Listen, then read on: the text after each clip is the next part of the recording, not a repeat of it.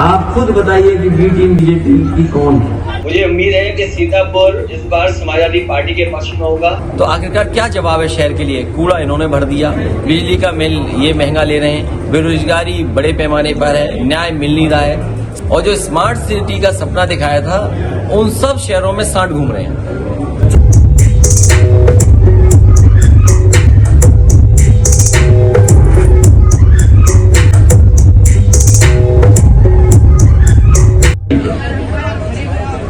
आप खुद बताइए कि बी टीम बीजेपी की कौन है।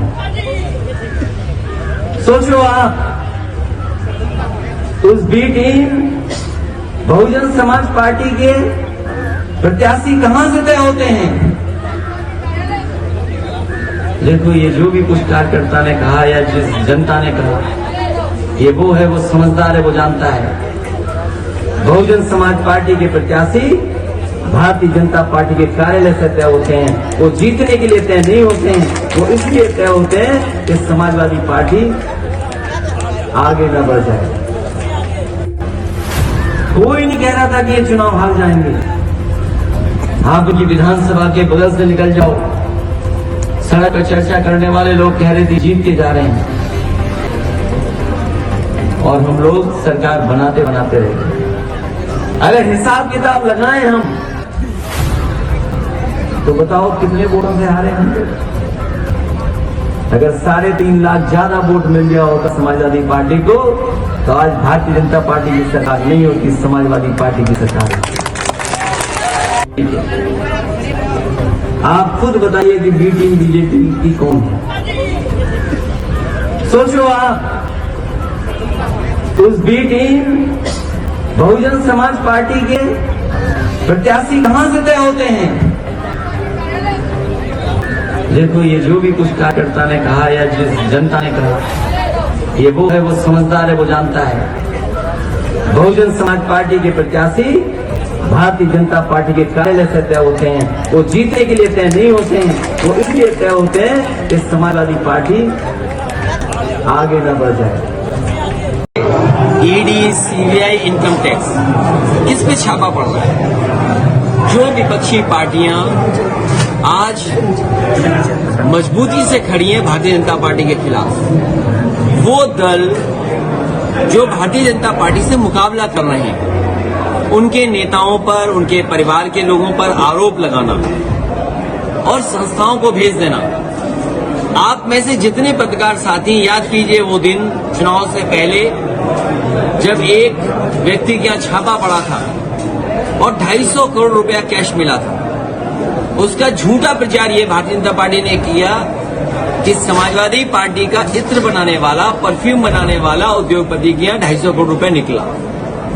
टीवी, अखबारों के माध्यम से समाजवादी पार्टी को बदनाम करने की कोशिश की गई, और जब सच्चाई सामने आई तो जिसके यहाँ 250 करोड़ रुपया निकला तो वो भारतीय जनता पार्टी का ही निकला, वो भारतीय जनता पार्टी का ही पैसा था। और उसके बाद कोई भी जगह नहीं छोड़ी जहां छापा न मारा हो। चुनाव से पहले कैसे बदनाम किया जाए, उसकी रणनीति भारतीय जनता पार्टी की थी, और भारतीय जनता पार्टी बीएसपी से मिली हुई थी। बीएसपी के प्रत्याशी ऐसे तय किए गए जिससे समाजवादी पार्टी का नुकसान हो। क्या महमूदाबाद की बात ये ठीक नहीं है क्या? आपके सीतापुर शहर की बात ये ठीक नहीं है क्या? और भी विधानसभाओं की मैं आप बता सकता हूं।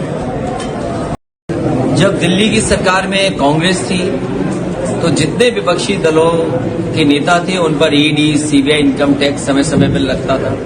और आज कांग्रेस की हालत देखो, देश में क्या स्थिति पहुंच गई है। ये भारतीय जनता पार्टी भी उसी रास्ते पर है, और आने वाले समय में आप देखेंगे देश की जनता जागरूक है, समझदार है, जानती है कि इलेक्शन पास है, इसीलिए जानबूझ करके छापे पड़ रहे हैं। ये जितने भी छापे हैं सब पॉलिटिकल छापे हैं, कोई उनकी नियत साफ नहीं है। आखिरकार वो लोग जिन पर सीबीआई के, ईडी के, इनकम टैक्स के आरोप थे, अगर भारतीय जनता पार्टी में चले गए हैं तो वो सुरक्षित हैं और पूरे सम्मान के साथ घूम रहे हैं। उत्तर प्रदेश में ही कई ऐसे घोटाले हुए हैं जिनकी जांच भारतीय जनता पार्टी क्यों नहीं कर रही? जी, आपने एक नगर निकाय के चुनाव में जिस तरीके से शहरों में कूड़ा भरा पड़ा है, जिस तरीके से नालियां खुली पड़ी हैं, इन्होंने सपना दिखाया था कि माँ गंगा साफ हो जाएंगी। अंततः जितने भी नाले हैं या जितनी भी छोटी बड़ी नदियां ये सब गंगा में जुड़ती हैं। पिछले कई वर्षों की सरकार लगातार चलने के बाद भी इन्होंने पानी साफ और सीवरेज सिस्टम को नहीं ठीक कर पाए। तो आखिरकार क्या जवाब है शहर के लिए? कूड़ा इन्होंने भर दिया, बिजली का बिल ये महंगा ले रहे हैं, बेरोजगारी बड़े पैमाने पर है, न्याय मिल नहीं रहा है, सड़कें बनी नहीं, और चाहे वो वाटर टैक्स हो और चाहे हाउस टैक्स हो, कितने बड़े पैमाने पर भारतीय जनता पार्टी ने बढ़ाया है। और जो स्मार्ट सिटी का सपना दिखाया था, उन सब शहरों में सांड घूम रहे हैं। मुझे उम्मीद है कि सीतापुर इस बार समाजवादी पार्टी के पक्ष में होगा। आज दादा का पहला कार्यक्रम था, पुण्यतिथि, हम सब लोग याद कर रहे हैं। वो जिस तरीके से जमीनी नेता थे और जमीन के लोगों को जोड़ा है, मुझे उम्मीद है समाजवादी पार्टी के सभी कार्यकर्ता संकल्प लेकर के जा रहे हैं कि आने वाले समय में समाजवादी पार्टी और खासकर किसान, नौजवान और गरीबों की ताकत कैसे मजबूत। समाजवादी पार्टी की रणनीति होगी कि 80 की 80 सीटें भारतीय जनता पार्टी को हराई हैं। देखिए, लोकतंत्र में आवाज उठाना, संघर्ष करना, ये लगातार विपक्षी पार्टियां करती हैं और आवाज को दबाना का काम भारतीय जनता पार्टी कर रही है। प्रशासन के माध्यम से जो भी अनैतिक कार्य हो सकते हैं वो भारतीय जनता पार्टी कर रही है। गठबंधन समाजवादी पार्टी के साथ है, उन्हीं को साथ लेकर के चुनाव लड़ेंगे। एक मठ के सबसे बड़े मठाधीश होकर के और उत्तर प्रदेश के मुख्यमंत्री होकर के विधानसभा में सही नहीं बता रहे हैं, झूठ बोल रहे हैं। और झूठ इसलिए बोल रहे हैं कि हमारे आपके बीच में खाई पैदा हो जाए, हमारे आपके बीच में दूरी पैदा हो जाए।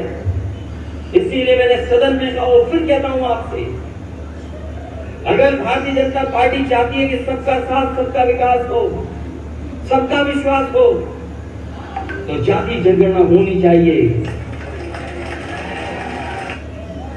हम किसी से भेदभाव नहीं चाहते हैं। और याद रखना, ये जो आज आरक्षण लागू है, ये मंडल कमीशन की भावना से लागू नहीं है। इससे छेड़खानी कर करके हमें और आपको बांध दिया है, हमें और आपको एक जगह खड़ा कर दिया है कि आगे से आगे आ नहीं सकते। हमारा और आप किसी का कंपटीशन नहीं हो सकता। हम कितने भी अच्छे हों किसी से, लेकिन ये व्यवस्था ऐसी बना दी कि हम अपना कंपटीशन नहीं दिखा सकते। ये 56 लगता, मैंने कहा वो सूची जारी करिए आप, जिसमें 46 में 56 हो। बताओ, एक योगी होकर के, एक मठ के सबसे बड़े मठाधीश होकर के और उत्तर प्रदेश के मुख्यमंत्री होकर के विधानसभा में सही नहीं बता रहे हैं, झूठ बोल रहे हैं। और झूठ इसलिए बोल रहे हैं कि हमारे आपके बीच में खाई पैदा हो जाए, हमारे आपके बीच में दूरी पैदा हो जाए। इसीलिए मैंने सदन में कहा और फिर कहता हूं आपसे, अगर भारतीय जनता पार्टी चाहती है कि सबका साथ, सबका विकास हो, सबका विश्वास हो, तो जाति जनगणना होनी चाहिए। हम किसी से भेदभाव नहीं चाहते हैं।